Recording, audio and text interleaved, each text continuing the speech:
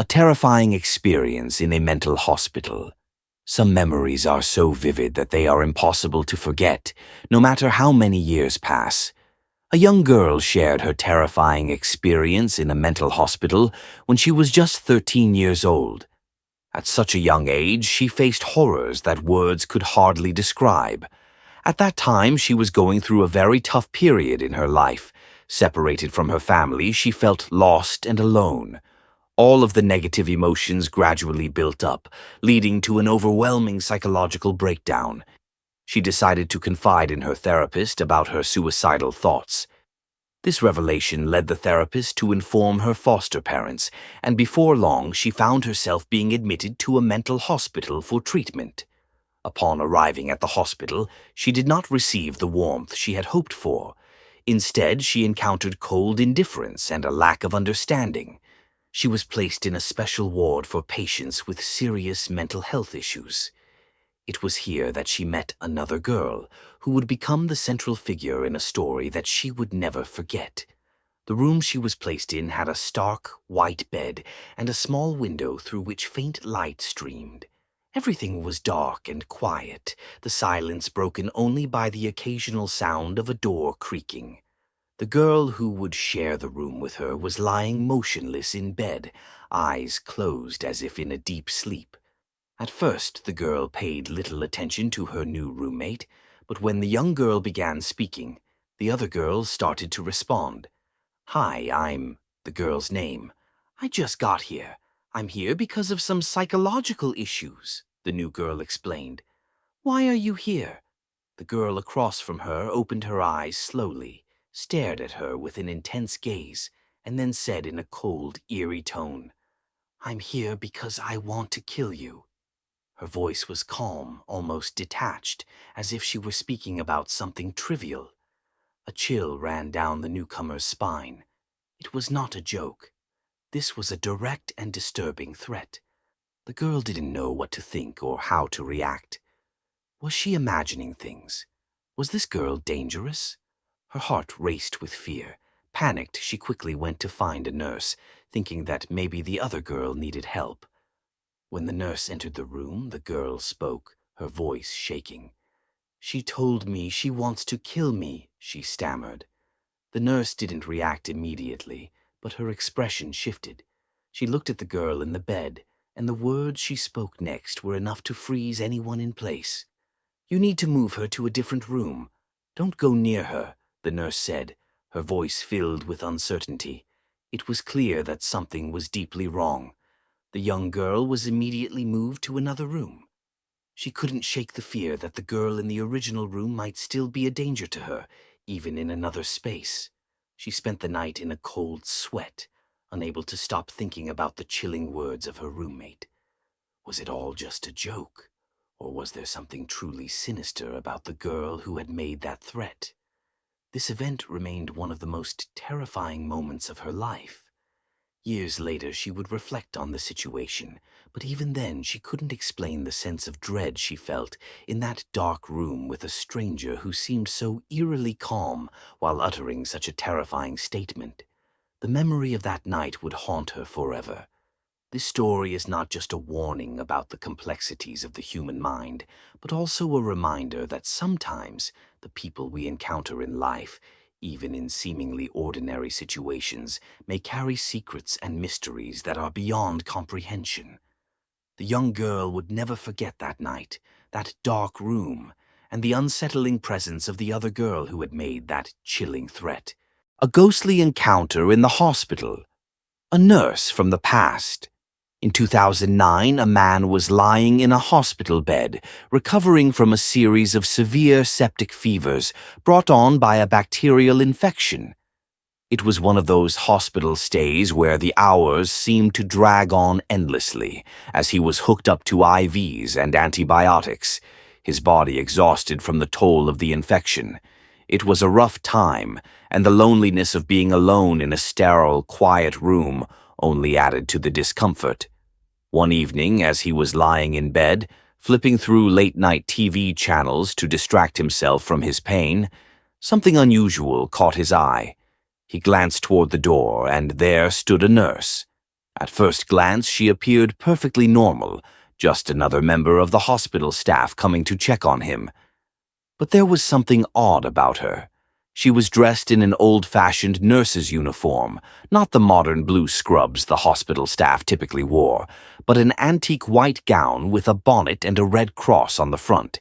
He rubbed his eyes, thinking that perhaps he was just seeing things.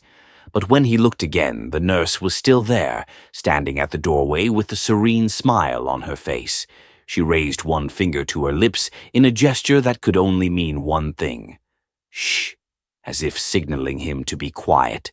The nurse didn't speak. She just smiled, and then, as if she had been nothing more than a figment of his imagination, she quietly vanished from view, fading into the hallway. He lay there stunned, unsure of what he had just witnessed. Had it been a hallucination caused by his fever or the exhaustion of his illness? Was he just dreaming? The next morning, the experience seemed to linger in his mind. He couldn't shake the image of the nurse dressed in that old-fashioned uniform. It was as though she had been someone from another time, yet she had appeared so real, so alive, and so present. Still unsure of what to think, he brushed it off as the result of his delirium, believing it had simply been a bizarre dream.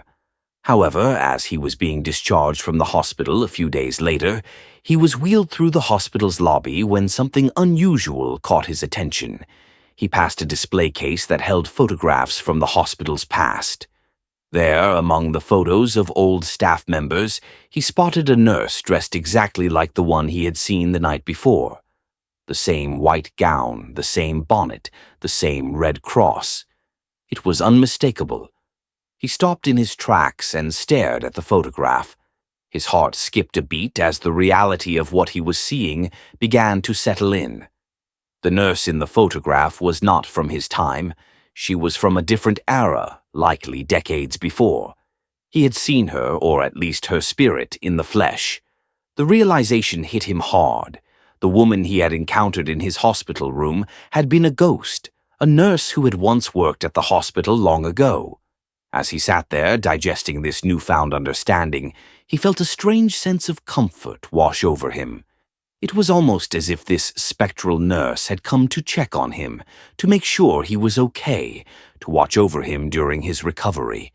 He couldn't explain it, but there was a sense of peace in knowing that someone, or something from the past, had been there in his time of need. The more he thought about it, the more he believed the nurse was some kind of guardian spirit, watching over the hospital even long after her death. Maybe she had seen so many patients come and go during her life that, in death, she continued to serve in a quiet, unseen way, offering comfort to those in need. This wasn't the first time the man had heard of strange occurrences in hospitals, stories of people encountering the spirits of former staff members or patients who had passed away within the hospital's walls. Many had heard whispers of ghosts wandering the halls, offering gentle guidance or simply lingering in the background, unnoticed by most. One such story that came to mind was that of an elderly woman who had passed away many years ago in the same hospital. A nurse had recounted how the woman had always been a kind and gentle soul, caring for the patients with such compassion that even after her death, some believed she never truly left. Staff members who worked late shifts often claimed to feel a soft, invisible presence near their shoulders, as if she was still there, watching over the new nurses and doctors. The man couldn't help but think that perhaps he had been lucky enough to experience something similar, a ghostly guardian who had checked in on him during his darkest hours. As strange as it was, he had found comfort in the thought that someone from the past, a nurse who had once walked those halls and taken care of the patients with love and devotion, was still quietly doing her duty in the afterlife. Perhaps, as hospitals are places where life and death intersect so frequently, they are more likely to harbor the spirits of those who once worked there, still lingering in their mission to care for others. And sometimes, in the most unexpected of ways, these spirits may appear to those in need, offering a kind smile, a gesture of peace, or even a simple shh, as they watch over us from beyond. It was a chilling encounter, yes, but for the man it was also a moment of deep reflection and gratitude. That ghostly nurse may have been long gone in body, but in spirit she was still there, quietly doing what she had always done best. A haunting experience. After a life-threatening surgery, a child's encounter with the other side. When I was just 12 years old, I experienced something that would change the way I viewed life and death forever. It all started with a sharp, relentless pain in my abdomen. At first, my parents thought it was just a stomachache, but as the hours passed, the pain grew unbearable. We rushed to the hospital, where doctors quickly diagnosed me with a burst appendix, a life-threatening condition that could easily have killed me if I hadn't been rushed in for surgery. I was put under, and the next thing I knew, I woke up in a hospital room, groggy from the anesthesia, surrounded by machines and the quiet hum of the ward. My parents were by my side, reassuring me that everything had gone well. The recovery process, however, was far from smooth. The pain from the surgery was excruciating, and I spent the next several days lying in bed, hooked up to IVs, drifting in and out of a drug-induced haze. But it wasn't just the physical pain that made those days so unsettling. Something strange happened during my recovery, something that still haunts me to this day. It was around the third day after the surgery, at about 4 a.m., when I suddenly woke up feeling unusually alert. The room was dark, except for the soft glow of a faint light from the hallway outside. The hospital was eerily quiet, the kind of silence that makes you feel like you're the only person left in the world. I felt something strange, like a presence, a sense that I wasn't alone, even though the room was empty. I tried to ignore it, thinking it was just the medication playing tricks on me. But when I turned my head toward the window, I saw something that made my heart stop.